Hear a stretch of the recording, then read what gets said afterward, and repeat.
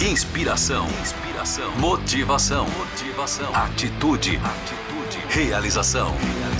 Bora fazer acontecer? Bora? Bora fazer acontecer. Com Zepa. Olá, sejam bem-vindos a mais um programa Bora Fazer Acontecer. Essa conversa, esse bate-papo semanal sobre inspiração, sobre atitude e principalmente sobre realização. Toda semana eu trago algum convidado aqui que sabe fazer acontecer, alguém que bota a mão na massa, tira seus projetos do papel, sempre para trazer insights aí para você fazer acontecer também. Tirar seus planos do papel e poder realizar. Como eu sempre digo, né? Falar uau. Fazer acontecer é falar uau. No final, falar eu que fiz, eu que tive a ideia, eu que botei a mão na massa. E eu tô aqui com uma pessoa que é extremamente mão na massa. A pessoa que gosta de fazer acontecer de verdade. Hilda Peliz, uma grande amiga. Ela é gestora social, administradora de um hospital que ela construiu. Ela vai contar essa história aqui. Ela bota a mão até no cimento ali para construir um hospital top. Hilda, obrigado por ter aceitado o convite e estar aqui na nossa bancada. Eu que agradeço, além de revê-lo, é um prazer enorme estar aqui batendo um papo, esse papo que a gente sabe que soma para as pessoas, como eu aprendi ouvindo você. Que bom. Olha só, eu conheci você na época da Abrace, né? Você trabalhava ali com crianças com câncer, era um trabalho lindo, aliás, é um trabalho lindo ainda, a Abrace. Mas eu já estou sabendo que você está dando um monte de voos rasantes aí em várias áreas. E uma das coisas que eu até já fiz um spoiler aqui, você construiu um hospital, é verdade isso? Me conta essa história. Então, por que eu passei pela Abrace, né? Primeiro eu vou contar rapidamente da minha história de vida. Com 18 anos, eu terminando o ensino médio, o meu pai disse que eu fui falar para ele que eu queria sair para estudar, eu morava no interior de Minas. Ele falou, não, filha minha não sai de casa para estudar, só os homens. Nós éramos 9, 4 homens, 5 mulheres. Só eles poderiam sair para estudar fora, que lá não tinha faculdade. E ali, o meu primeiro propósito de vida. Eu tinha certeza que eu queria fazer um curso superior. Eu não sabia ainda qual, mas eu queria. E meu pai disse que não. Filha dele tinha que se formar para professora e se casar. E eu, então, corri atrás para quebrar essa sistemática do meu pai, e eu tinha um propósito de continuar meus estudos. Ali é o primeiro grande fazer acontecer da Hilda. Fazer acontecer. E foi assim, numa sociedade patriarcal, na minha época, né, como se diz, foi muito difícil, mas eu venci. E ali acho que começou, dali para frente, nada mais me impediu de lutar. Porque o mais difícil era lutar contra meu pai, uma menina de 18 anos. E ali eu tive êxito. Então, tudo que eu sonhei, eu realizei. Tudo. Então, assim, sonhar é o berço da evolução, sonhar é o começo de tudo sempre, né? E eu falo, sonhar é o propósito. O que você quer fazer da sua vida ou para os outros. E foi isso. Eu tinha certeza com 18 anos que eu queria ajudar pessoas. Eu tinha certeza absoluta. Porque não basta fazer acontecer, precisa fazer acontecer com impacto. Eu sempre falo isso. Então, eu não sabia como que eu ia ajudar, mas eu ia ajudar a pessoa, eu ia transformar vidas. E Deus colocou o resto na minha mão. Eu tive uma filha em 94 e minha filha nasceu com um tumor no cérebro. E aí eu fui para São Paulo para o tratamento, e o tratamento da quimioterapia foi aqui em Brasília, dentro de um hospital público, porque naquela época não tinha, 30 anos atrás, não tinha tratamento na rede privada. Então, não importa a sua condição social, financeira ou qualquer coisa, é ali, todo mundo junto. Mas ali eu conheci uma situação muito triste, né? Que era depender de um hospital público para tratar uma doença tão grave. E aí eu fui presidir quando minha filha foi a óbito, que eu sabia que ela ia a óbito, já era previsto, né, que a chance de cura era 0, no caso dela. E então eu fui presidir a Abrace, que é uma instituição que lida com crianças com câncer, apoia crianças com câncer, mas lá dentro do hospital, a única certeza que eu tinha que ali não era local de criança, era um hospital com foco no adulto, com a prioridade o adulto politraumatizado. Então, as crianças saíam da fila sistematicamente. A minha filha saiu da fila várias vezes, fila do centro cirúrgico, fila do exame. E aí eu falei, eu vou tirar as crianças daqui. Eu não sabia como, mas eu falei, eu vou tirar as crianças daqui. Aí fui presidir a Abrace, e na Abrace, Deus mandou a ideia. Vai construir um hospital. E ali eu comecei a falar que eu ia construir um hospital.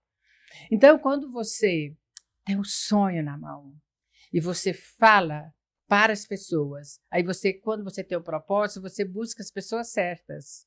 E você chega com um brilho no olho, na pessoa certa, você vende seu sonho. Você busca parceiros.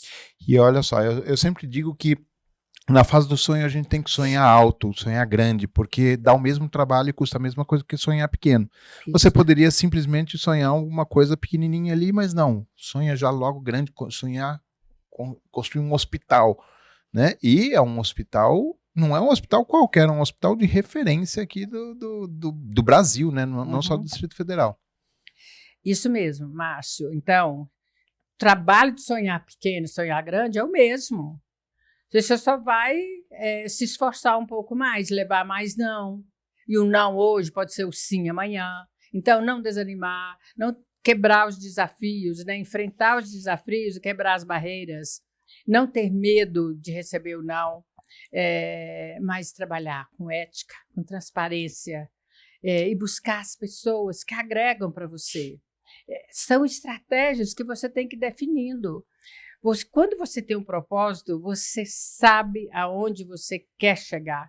Você sabe os caminhos, ele te norteia. Que caminhos que você tem que passar para chegar ali? Quais são seus parceiros? Quais são seus companheiros? Tudo vai fluindo muito claramente quando você tem isso bem definido. E daí as coisas vão acontecendo e aconteceu. No primeiro bloco, né, que o hospital tem 25 mil metros quadrados, os primeiros 7 mil metros quadrados nós já fizemos estrategicamente pensado. Vamos fazer o bloco 1, que custa menos dinheiro, porque não tem centro cirúrgico, ele custou 35 milhões, 7 mil metros quadrados, 35 milhões. E o bloco 2, 21 metros quadrados, 100 milhões. Então, se eu construísse o bloco 1, eu mostraria para a sociedade, fiz, com o dinheiro de vocês, com a parceria, com o apoio, eu fiz. E a sociedade, então, ficaria mais engajada, e foi assim que aconteceu. E quer dizer, inclusive com a ajuda muito forte da sociedade, pessoas estratégicas, e aí é uma coisa que é muito importante para você quer fazer acontecer, saiba com quem você está andando. Isso. Saiba quais são as pessoas que podem te ajudar a levar o seu sonho, o seu propósito adiante. Porque gente falando, isso não vai dar certo, isso aqui, imagina, isso aqui já tentaram fazer assim. Vai ter um monte de gente ali que, na verdade, está querendo só minar o seu projeto. Isso. São os nãos que você recebe na vida. Isso. Mas em algum momento vai virar sim, e quando vira esse sim, é que dá energia para a gente continuar fazendo, não é verdade? Isso. E você ainda encontra pelo caminho as pessoas que não acreditam que você é capaz. Imagina, uma ONG construir um hospital. Essa mulher é louca. Eu ouvi isso. Você ficou louca? Onde você viu você construir um hospital? Esse é papel do Estado, não é papel da sociedade. Eu falei, mas o Estado, ele tem a sua missão, ele tem, né, já o que fazer, só que ele faz aquilo que ele consegue. E eu quero mais. Nós queremos um hospital de especialidades. Aqui tem um hospital pediátricos, que nem era hospital pediátrico só para criança. Cada hospital geral tinha uma ala lá infantil. Nós queríamos um hospital de especialidade, de doenças raras, de câncer, de todas as patologias que existem, são tratadas crianças ali, e vem crianças do Brasil e do exterior. E nós temos parcerias com hospitais internacionais também. Fica o convite aí para quem quiser conhecer o trabalho da Hilda, é o Hospital da Criança, no Distrito Federal. Eu conheço lá, apesar de que eu conheço 7.000 metros, né? Eu acho que eu Isso. conheço a unidade 1 faz tempo que eu fui lá conhecer. Tenho que marcar uma nova visita para Sim. ir conhecer a nova unidade. Mas é uma referência e eu acho que uma das coisas legais de pessoas que sabem fazer acontecer é virar exemplo, né? Depois disso, você foi consultada ou conhece algum caso parecido que teve como você como inspiração para fazer um hospital ou algo menor em alguns outros lugares no Brasil e fora do Na Brasil? realidade, assim, ó, a luta das instituições de apoio à criança com câncer, quase todo o Brasil, ela nasceu de uma experiência de pais que vivenciaram a luta para tratamento do filho. Então, quase todos os estados nós já temos, o próprio Hilder, né, que você conhece. Hilder já esteve na bancada do Bora Fazer o Acontecer. Chico, que era presidente do Instituto Ron, superintendente. Então, isso é bem comum. De norte a sul do país, pais que passaram pela dificuldade de tratamento de um filho, esteja o filho hoje, tem o filho sobrevivido ou não, eles engajaram na causa. Então, isso já aconteceu. E muitos buscam inspiração aqui, muitos visitam, muitos governantes visitam o nosso hospital para fazer um similar. Já foi inaugurado agora, em Maringá, no Paraná, um inspirado no nosso. Um grupo de Goiânia já veio também conhecer o nosso, inspirado, porque além da gente ter edificado e mobiliado e equipado, nós demos para o Estado manter, porque ele custa 30 milhões por mês. Onde que a sociedade vai tirar esse dinheiro? Então, nós fizemos, doamos para o Estado mantém. Nós fizemos, então, uma parceria onde nós somos os gestores do hospital, a sociedade que administra. Então, ele é um hospital top. As famílias que vão ali para buscar o tratamento para o filho, elas chegam não acreditando que é um hospital público. Ela vai fazer a ressonância hoje. Ela chegou, ela já encaminha, já prescreve uma ressonância que às vezes à tarde ela já consegue fazer. Ou no início da noite ela já consegue fazer. Ela já passa pelo laboratório, já colhe o sangue, já faz todos os exames. Nós temos equipamentos de última geração, com apoio da Abrace, com apoio da sociedade, emendas parlamentares. Nós temos um equipamento que, em 2 horas, identifica a leucemia que é, e os prováveis medicamentos para combate daquela leucemia.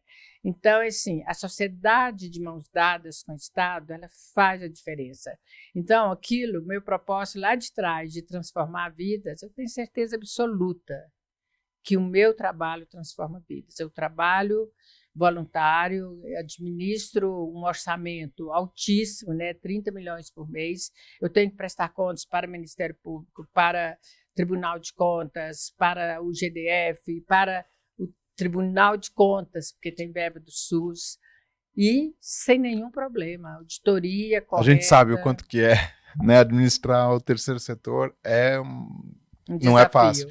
Mas que bacana a história, que linda a história, porque não só a história da realização, mas de multiplicar essa realização, né? De tantos exemplos aí que você deu de que usaram o seu fazer acontecer como fonte de inspiração para fazer acontecer em outros lugares. Isso. Muito bacana isso. Isso é de fato motivador para quem quer fazer acontecer e mais do que isso, fazer acontecer com impacto, né? Fazer acontecer com propósito, fazendo acontecer na vida das pessoas, do seu mundo, transformando o mundo, né? E aí a gente fala assim, mas transformar o mundo é muito difícil. Depende do tamanho do mundo. Pode ser o meu mundo particular, sim, pode ser a minha família, pode ser a minha casa, meu bairro, o departamento que você trabalha na empresa, pode ser a sua empresa, pode ser a cidade, pode ser um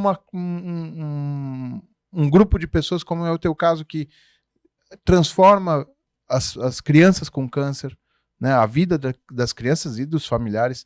Então, assim, quando a gente coloca um propósito na frente, é você ter o foco naquela tua realização, sabendo que aquilo vai fazer impacto na vida das pessoas e você vai poder falar uau depois. Sim. Que eu sempre falo isso, fazer acontecer é falar uau. Sim. Uau, eu consegui. Isso. Uau, essa criança tem uma sobrevida por um trabalho meu. Essa família não foi desmantelada por um trabalho do Hospital da Criança, que foi um trabalho meu. Isso é fazer acontecer, é falar uau. Isso. Márcio, eu participei de uma mesa redonda no mês passado sobre tratamento de câncer. Até era câncer de adulto, mas eles queriam que eu participasse para mostrar a transformação que nós fizemos no tratamento para criança e adolescente no DF. E aí, quando eu terminei, no intervalo, uma pessoa que estava na plateia me procurou, dizendo que ela se aposentou aqui em Brasília, e ela pensou, eu vou para a minha cidade, lá para o interior, eu vou ajudar a sociedade lá, as pessoas mais carentes. E foi. Só que ela não sabia como começar. Então, ela queria minha sugestão. Como? Como eu começo a fazer uma coisa assim, não um hospital, mas como que eu faço? Eu não sei começar. Então, o começar também não é fácil. E aí, até no trabalho voluntário, né? Até no trabalho voluntário. O que eu sugeri para ela? A cidade é pequena, então você consegue mapear com grupos da igreja, com o grupo espírita, com o grupo da igreja, com Rotary, com quem tiver de grupos formados. Procure um grupo que já esteja formado para você conhecer quais são os principais problemas sociais na cidade. É idoso? São pessoas com deficiência? Meninos de rua? Drogadição? Procure saber qual é o problema da cidade para você poder engajar. Mas também não entra sozinha. Procure já um grupo instalado. Comece a ajudar esse grupo e mais na frente, se você achar necessário, você cria um projeto social. Então, às vezes as pessoas querem fazer e não sabem como fazer. Muitas vezes o fazer acontecer, a pessoa quer reinventar a roda, né? E de repente a roda já está ali, já está rodando e ela pode agregar, né? Porque o fazer acontecer não precisa ser do zero, não precisa começar algo do zero. Isso seja numa empresa, seja um negócio social, seja uma organização social, seja um movimento. Então, buscar pessoas que já fazem isso, inclusive porque você consegue verificar quais são as dificuldades que a pessoa teve para chegar até lá. Sim. Né? Então, a gente tem um caminho a ser trilhado ali por alguém que já trilhou aquele caminho. Sim. Né? E não sair desbravando, né, a mata para... Que foi o que eu fiz. Eu queria tirar as crianças dali, eu não sabia como. Quando eu recebi o convite para presidir a Abraço, que era uma instituição que já assistia crianças com câncer, ali então foi trabalhando com elas que eu tive a ideia de construir o hospital. Claro, eu só tive a ideia e liderei o movimento, mas foi a sociedade. Foi tudo. Foi tudo, Hilda, porque... Sociedade, empresa, escolas, tudo. Você tem todos os recursos intangíveis que precisa de uma pessoa de sucesso, que é ter uma ideia revolucionária, ter perseverança, ter liderança, ter convencimento, ter ética. Tudo isso são recursos que você utilizou para que o seu objetivo fosse conquistado. Então, para qualquer coisa que a pessoa vai fazer, se ela tiver esses recursos intangíveis e ela acreditar que ela é possível fazer acontecer, ela vai lá e faz. Isso. Mas precisa ter. Não precisa ter o recurso tangível, não precisa ter o dinheiro. Não. Você construiu um hospital sem ter dinheiro. Sem ter você dinheiro. foi atrás. Sai do zero. Né? Quanto que custou? 130 milhões tudo? 135 milhões. 135 milhões e tá aí. Em 2011, hein? Que foi então, é mais, né? Já seria mais. Se fosse transformar em dólar isso, né? E também você tem as estratégias. Então, quando eu comecei a captar o recurso, eu trabalhava no banco, eu era executivo do banco. Então, imagina, eu tinha uma equipe sob a minha responsabilidade e eu saía para falar com o senador, para falar com o deputado, para apresentar o projeto, para tentar buscar uma emenda e levava um chá de cadeira de uma manhã inteira. E eu, como funcionária, eu não achava que era correto aquilo. Que exemplo que eu estou dando para a minha equipe? Né? Se todo mundo começar a fazer um trabalho voluntário e achar que pode passar amanhã na rua para captar recursos. Então, o que eu fiz? Antecipei uma aposentadoria, abri mão de continuar minha carreira porque eu tinha um propósito. Então, eu precisava do tempo integral para realizar esse sonho. Não, fantástico. E aí, Agora, deu certo. você começou aqui o nosso podcast falando de como você começou tudo isso, que foi através do empoderamento seu, enfrentando seu próprio pai. Isso, E hoje você lidera alguns grupos aí de empoderamento feminino. isso. O que precisa para que a sociedade entenda que as mulheres têm esse poder já e não precisa fazer esse empoderamento? O que a gente precisa fazer para mostrar para a sociedade que as mulheres estão aí com todo o gás, com todo esse amor, com toda essa inteligência que vocês têm para fazer acontecer na sociedade? E não só na sociedade, falando de diferenças de questões sociais, não. Na economia, nas empresas, as mulheres, uma das causas que tem acontecido bastante aqui, que até teve um grande empresário agora que falou há pouco tempo que não teria uma CEO mulher, né? Sim. Um absurdo que ele falou. Absurdo. Me conta um pouquinho mais a questão do que você tem trabalhado nessa questão do empoderamento feminino. Então, assim, o Brasil é um país culturalmente machista, a gente sabe disso, né? Nós ainda temos muitas dificuldades pela frente, mas a gente tem que mostrar o poder da mulher. Primeiro, a quantidade de mulheres no Brasil, 50%, quase 60% da população. Mais do que homem. Né? Eu falo, vocês vão dominar o mundo. Pois Já estão dominando. Então, eu fiquei viúva com 35 anos. Eu criei filhos, trabalhei fora, fiz uma carreira e me virei. O marido tem um papel fundamental na família, mas na falta dele, a mulher se vira. Ela vai fazer tudo que ele fazia. A primeira vez que eu tive que levar o carro no posto para trocar pneu, para não sei o quê, para botar óleo, para trocar óleo, aquilo foi um horror para mim, né? Mas eu aprendi a fazer. E não via dificuldade nenhuma. Eu tenho que fazer, eu sou sozinha, vou ter que fazer. Então, a mulher, ela tem condição de fazer o que ela quiser e ela faz. Quando ela se propõe a fazer, ela faz e faz bem feito. Não interessa se ela tem filho, se ela tem marido em casa, filho, se não tem empregada, se não tem, babá, se tem, se não, ela vai fazer. Ela vai levar para casa, ela vai virar noites. Eu sou assim, eu toco vários projetos. Depois que eu participei de toda essa minha luta na construção do hospital, eu fui chamada para ser secretária aqui no GDF. Eu fui secretária de 5 pastas de uma vez, uma mega pasta. Mulheres, igualdade racial, direitos humanos, trabalho e desenvolvimento social. Só o desenvolvimento social já é enorme, um desafio grande. Então, imagina uma super pasta na minha mão. Então, para você ver que tudo que eu fiz mostrou que a mulher é capaz de fazer e mais. Me deram um desafio maior, que foi administrar 5 pastas do governo. Isso do GDF. Com o GDF. Então, o GDF, apesar de ser um estado um espaço territorial pequeno, ela tem mais habitantes do que muito estado brasileiro. Né? Tem.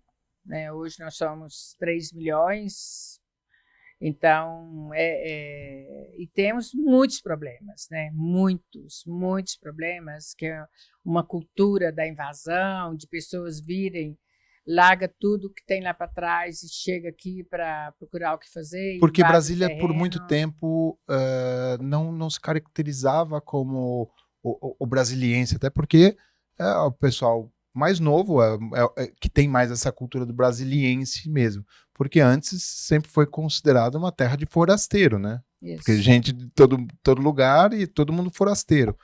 E isso atrapalhou a cultura daqui? Não, eu não digo que atrapalhou. Foi uma cultura diferente, né? Então, é gente de todo lado, né? Não tem um sotaque próprio. Ah, mas essa mistura é uma delícia.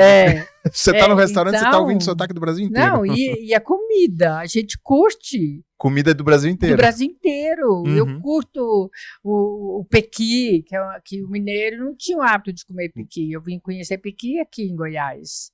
E daí você começa a conhecer todas as comidas regionais, é maravilhoso.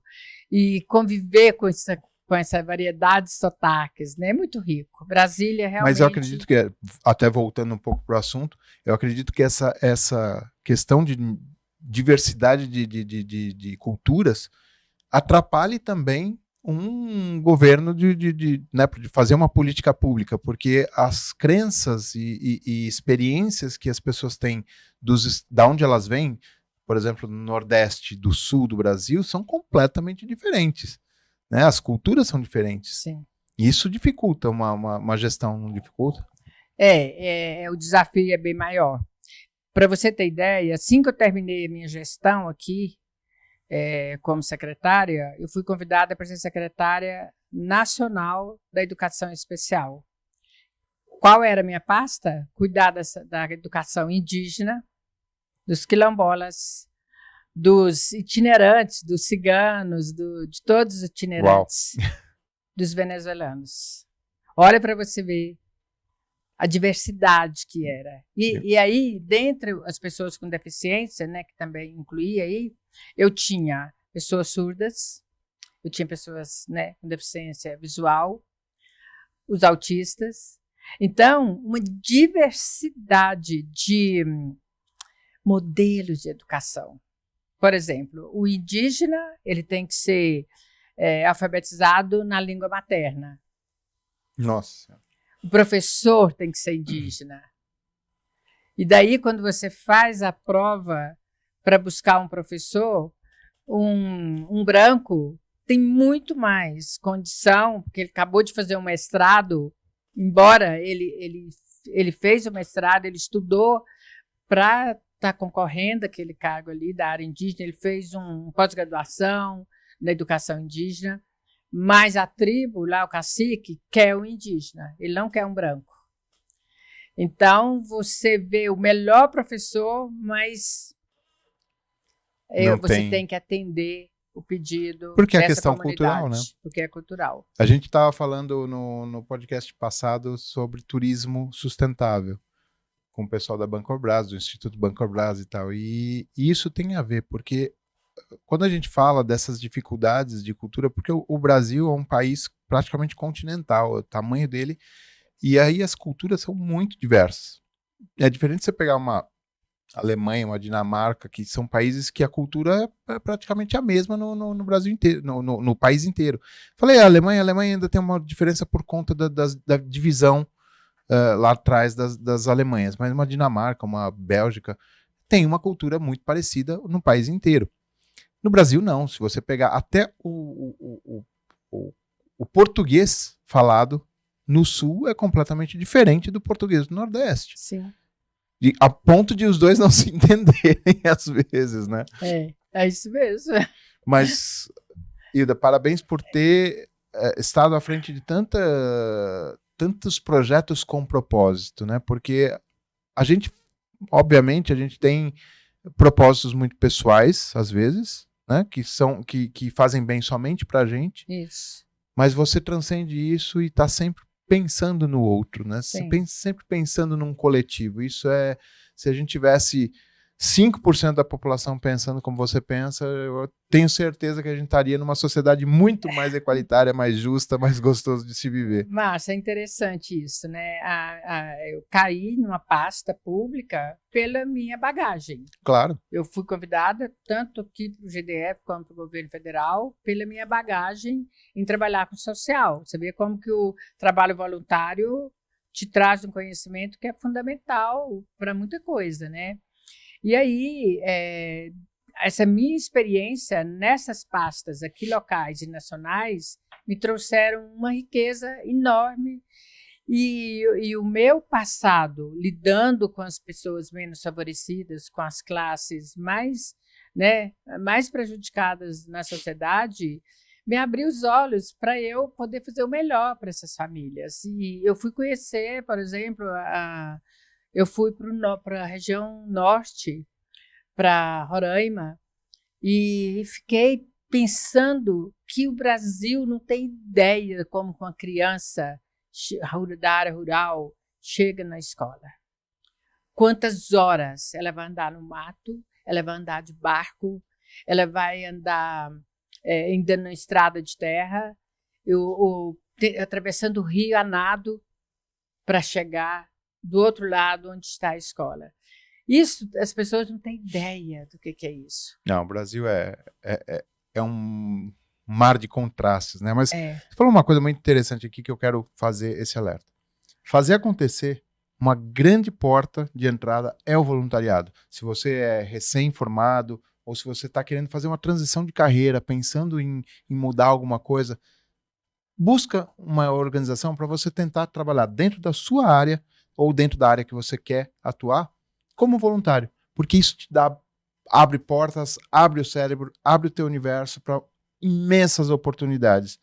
E foi isso que aconteceu com você muitas vezes. E foi isso que aconteceu, e olha bem, a minha passagem pelo MEC, eu era secretária nacional da Educação Especial, incluindo todas essas categorias, e as pessoas com deficiência, entre elas as crianças e adolescentes com autismo. E eu fiquei tão sensibilizada com a causa do autista, das pessoas com transtorno do neurodesenvolvimento, né, entre eles os transtornos do autismo, que agora, lá no ICIP, que é a instituição que administra o hospital, nós temos uma parceria com o GDF, um contrato de gestão, nós temos que cumprir metas e o GDF repassa o recurso. E hoje nós estamos desenvolvendo um projeto para, paralelamente, a gente criar um atendimento especial para esse público com autismo, um atendimento multiprofissional. É um projeto filantrópico que nós estamos desenvolvendo. Isto eu senti lá atrás, quando secretário de Educação. E hoje eu posso trazer isso para a saúde. Que fantástico. A gente já passou até do nosso tempo aqui, mas eu não vou finalizar esse episódio sem perguntar uma coisa que eu pergunto para todos os meus convidados. Como você faz caber o seu dia em 24 horas? Você tem alguma dica para o nosso espectador aqui de como se organizar, alguma coisa? Como é que você organiza a sua cabeça para que as suas tarefas sejam cumpridas? Primeiro, eu passo o dia olhando na minha agenda. Eu tenho uma agenda, assim, muito comprometida. Então, eu não posso deixar de ver minha agenda à noite. Eu já vejo à noite para eu ter ideia do que eu tenho que fazer vai ser amanhã. O dia seguinte. Eu também faço isso. E a minha agenda é realmente muito apertada. Eu não tenho tempo para ir ao cinema. Eu não tenho tempo. Para você ter ideia, muitas vezes eu saí de férias, quando eu ainda era bancária, eu saía de férias e ia para uma lan house trabalhar voluntariamente. Porque na época não tinha Wi-Fi, né? Então, eu sou muito comprometida com minhas entregas. Então, não importa se é um trabalho voluntário, eu tenho que entregar o relatório hoje, né? E hoje eu continuo assim. Então, como presidente da OS, que administra o hospital, eu vou presencialmente em reuniões ou em despachos, mas eu faço muita coisa de casa, pagamentos de banco, né, eu posso fazer de casa, mas eu tenho meus compromissos lá. Fora isso, eu sou conselheira. Essa semana, por exemplo, eu tive a reunião do Conselho da Mulher. Eu tenho a reunião do Conselho do Idoso, do Grupo Mulheres do Brasil. Ainda tem os eventos que você faz, que você tem que estar ali porque você é líder. Mas você faz, você dá conta. Isso aí, tem que fazer acontecer, né? Quando você, no caso do hospital, eu tenho uma equipe maravilhosa, e aí eu delego. Eu não passo ali o dia inteiro mexendo com licitação, essas coisas, tem um superintendente para cuidar disso. Então, o mais pesado é o hospital, e eu tenho uma equipe que todo mundo tem procuração para trabalhar, mas eu cuido das políticas e das diretrizes. Eu estou ali com o conselho, trabalhando e tal. Agora, no outro trabalho voluntário é trabalho voluntário. Uhum. Se você se comprometer a fazer, você tem que fazer. Não tem como. Até porque é uma vitrine para você também, né? Para a sua profissão, para a sua carreira e para a sua alma. Né? Para você olhar para dentro e falar assim, eu fiz acontecer, eu posso falar uau aqui porque isso aqui é um produto meu. Hilda, muito obrigado mais uma vez por ter aceitado o convite. Foi uma conversa encantadora aqui, tua história de vida é fantástica, é uma fonte de inspiração a sua vida, a sua trajetória profissional. Parabéns por tudo isso. e que a gente possa ter mais tantas outras conversas como a de hoje. Obrigada, Márcia. Eu queria te agradecer, porque muitos dos meus resultados, eu fui atrás de conhecimento nos cursos que você oferecia. Você ainda oferece? Tem a Rede Filantropia, né? Então, como eu fui para São Paulo fazer aqueles cursos de captação de recursos, aquela imersão, é fundamental a gente buscar o conhecimento. Se não tem, corre atrás. Isso faz toda a diferença. O conhecimento, eu fiz até um curso de administração hospitalar quando eu comecei a construir o hospital. Então, o conhecimento é fundamental. E você trouxe e continua trazendo aí uma grande contribuição para o terceiro setor. Esse é o meu propósito.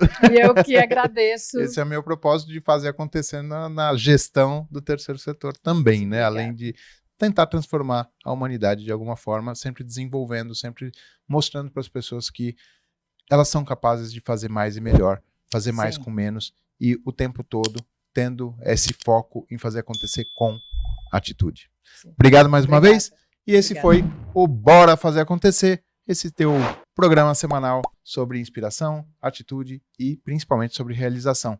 Bora fazer acontecer, porque quem fica parado é poste. Beijo do Zepa. Inspiração, motivação, atitude, realização. Bora fazer acontecer? Bora?